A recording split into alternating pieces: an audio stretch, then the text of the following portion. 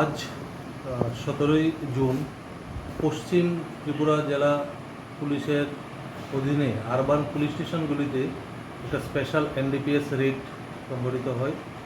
তো সেই রেডের অংশ হিসাবে আমরা এয়ারপোর্ট পুলিশ স্টেশন আজ দুপুর থেকেই সেই রেডে বিভিন্ন জায়গায় তল্লাশি চালাই। সেই তল্লাশি চলাকালীন আমরা পশ্চিম নারায়ণপুর এলাকা থেকে পরিমল নামে একজন ব্যক্তিকে আমরা আটক করতে সক্ষম হই এবং ওনার বাড়িতে তল্লাশিতে আমরা অনুমান 10 কেজি 900 গ্রাম শুকনো ড্রাই গাঞ্জা আমরা রিকভারি করি। তার বিরুদ্ধে আমরা একটা স্পেসিফিক কেস লিপিবদ্ধ করেছি, ওনাকে অ্যারেস্ট করা হয়েছে।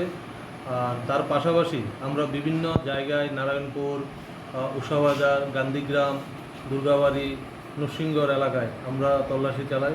তো তল্লাশি চলাকালীন আমরা আরও 7 জনকে আমরা আটক করতে সক্ষম হই যারা ড্রাগ কনজিউম করেছেন।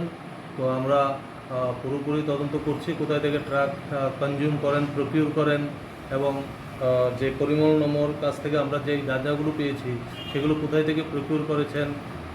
উনি এগুলো বাংলাদেশে বিক্রি করার উদ্দেশ্যে নিয়েছেন। ওনার বাড়ি একদম এক্সট্রিম বর্ডার। তো পুরোপুরি তদন্ত আমাদের চলছে এবং এই ধরনের অভিযান আমাদের আগামী দিনও চলতে থাকবে। এই আমাদের পরিমলবাবুর সঙ্গে আরও কি অন্য যারা জড়িত রয়েছেন তাদের নাম? হ্যাঁ, আমরা ওনাকে থরো ইন্টারোগেশন করছি। ওনার সাথে যারাই যুক্ত থাকবে আমরা কাউকে ছাড়বো না।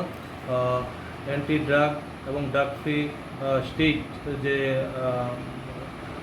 অ্যানাউন্স এবং যে ঘোষণা সেটা আমরা কন্টিনিউ চালিয়ে রাখবো। এয়ারপোর্ট পিএস তার জন্য কন্টিনিউ কাজ করছে এবং আগামী দিনেও চালিয়ে যাবে।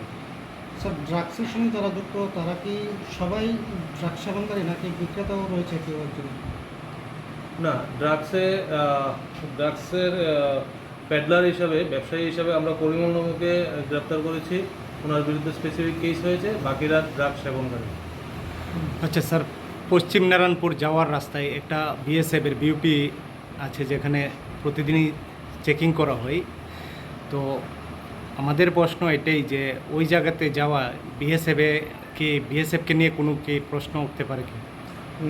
আমরা সেই ব্যাপারটাও দেখছি। আমি বিএসএফের কোম্পানি কমান্ডারের সাথেও কথা বলছি যে যেহেতু নাকা পয়েন্ট আছে, নাকা পয়েন্ট অতিক্রম করে কীভাবে ওখানে যাচ্ছে সেটা নিয়ে আমরা খুব শীঘ্রই একটা আলোচনায় বসছি। Thank you sir. Okay, welcome.